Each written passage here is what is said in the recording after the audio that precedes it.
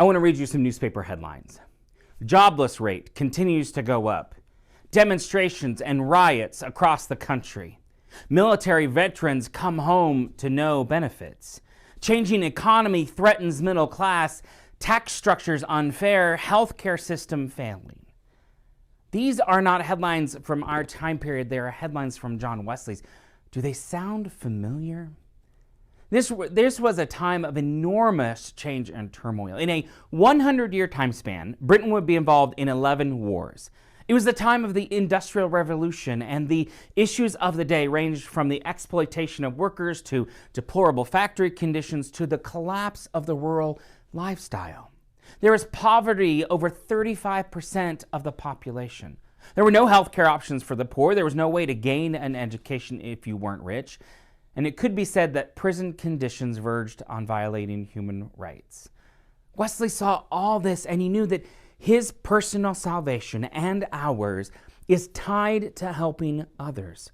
We can't just live for ourselves. Wesley was known for being this radical who took stands on the issues of slavery, prison reform, financial system reform, free education, and free health care. Over the past couple of years, pastors and leaders, both here and Methodists across the Gallatin Valley, but also around the country, have received negative feedback about being a justice-oriented community. Today, we're going to learn just how embedded justice is in our DNA as we seek to live as God intends us to in the world. In Dublin, Ireland, on July the 2nd, 1789, when he was 86 years old, less than 2 years before his death, Wesley completed the writing of a sermon that he had been brooding about. John Wesley, as an old man, measured the success of his movement not by the size of its membership rolls or the amount of money in the bank, but one single idea: had they made the world a better place? In his 80s, John Wesley was still so concerned about the poor that he would walk 10 hours a day through the wintry streets of London, knocking at the doors of Methodists, collecting money for the poor. Wesley said, "The gospel of Christ knows no religion but social, no holiness but social holiness." You cannot be holy except as you are engaged in making the world a better place. You do not become holy by keeping yourself pure and clean from the world, but by plunging into ministry on behalf of the world's hurting people. One of the greatest problems during John Wesley's time was drunkenness.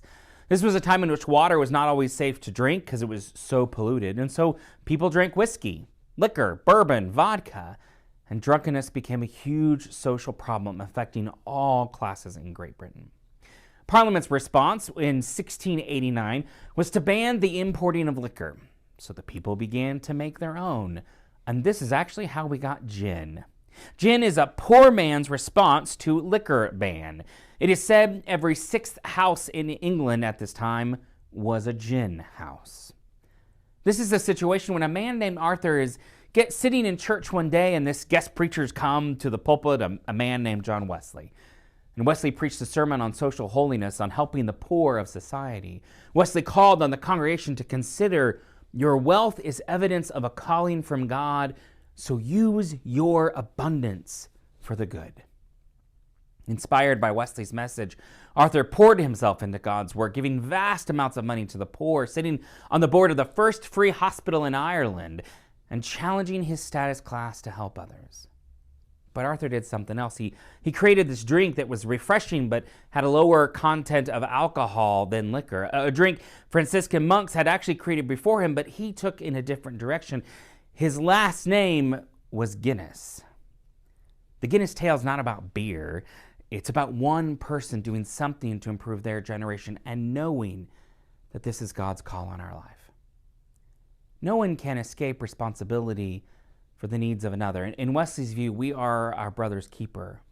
And as long as there is one person in need, no Christian can rest content. Prisoners, the sick, orphans, widows, the poor, all who suffered should be the recipient of God's care. Wesley was so certain that if God was God of all, then no follower of God could turn away from the pain and suffering.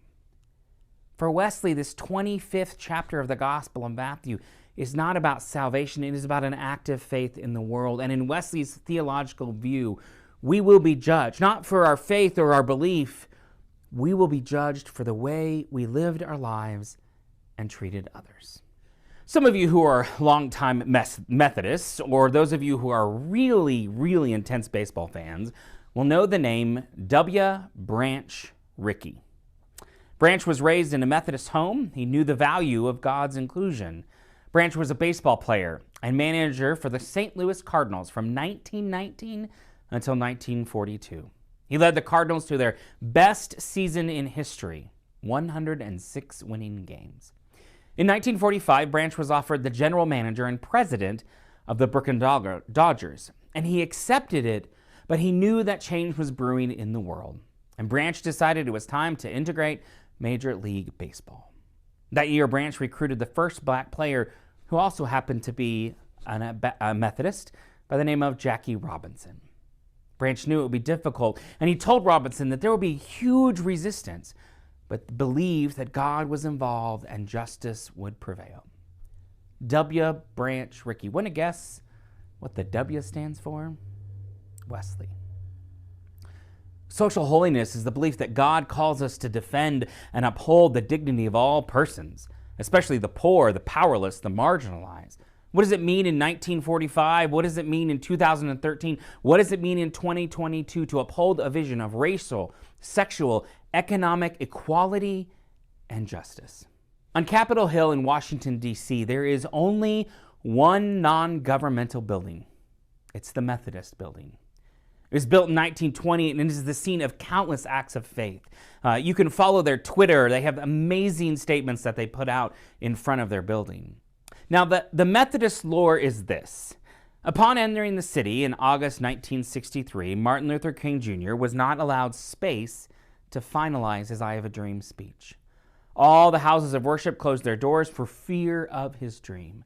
But one place gave him space to prepare, to finish writing one of the most moving words of hope in our history. The desk he used to finalize his speech still sits in the building where he wrote these words. The whirlwinds of revolt will continue to shake the foundations of our nation until the bright day of justice emerges. But there is something that I must say to my people who stand on the threshold which leads into the palaces of justice. In the process of gaining our rightful place, let us not seek to satisfy our thirst for freedom by drinking from the cup of bitterness and hatred. Continue to work with the faith that is redemptive.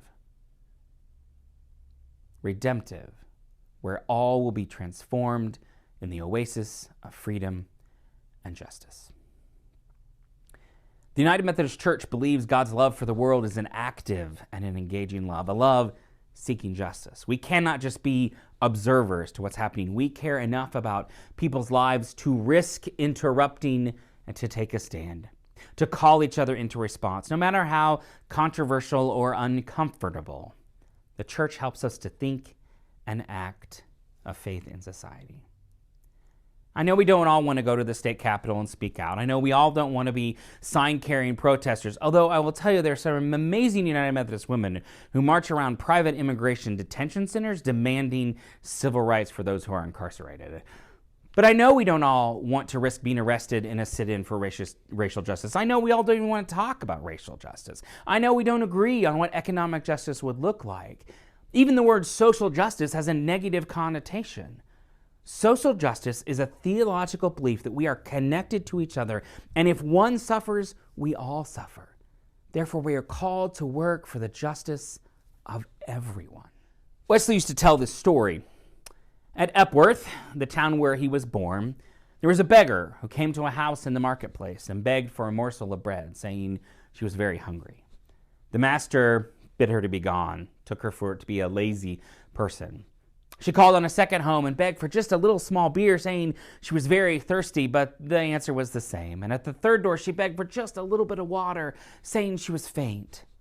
But the man was too conscientious to encourage common beggars. She looked up, lay down, and died. And Wesley asked, would you wish to be the man who refused that poor woman a morsel of bread or a cup of water? This isn't just a story Wesley told in 1766. This is our story.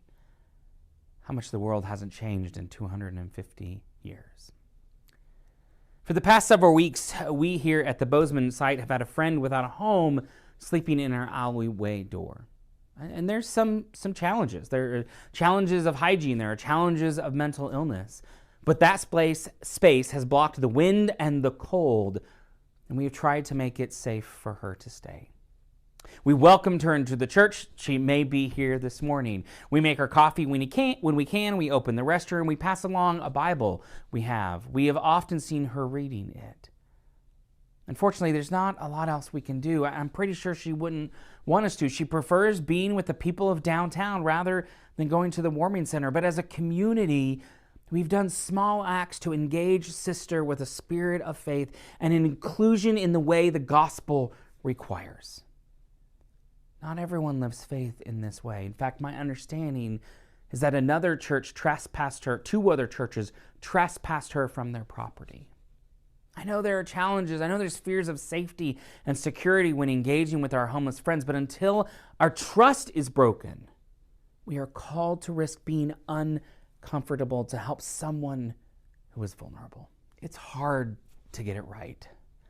John Wesley also struggled with the same question. Why can't we get it right? I was in a Zoom call this week, and Bishop Karen Oliveto, expressing the same sentiment, put it this way: we are really bad at loving our neighbors because we don't love ourselves first. John Wesley believed Methodism had accomplished much less than it should have. And when he died, he left this challenge to his closest friends. I want you to converse more, abundantly more, with the poorest of the people. They have faith and the love of God in a larger measure than any persons I know. Creep in among those in spite of dirt and 100 disgusting circumstances, and thus put off your gentle self. Do not confine your conversation to genteel and elegant people. May you be open to the nudge of the Spirit to be about justice, to make this part of the world a better place. Amen.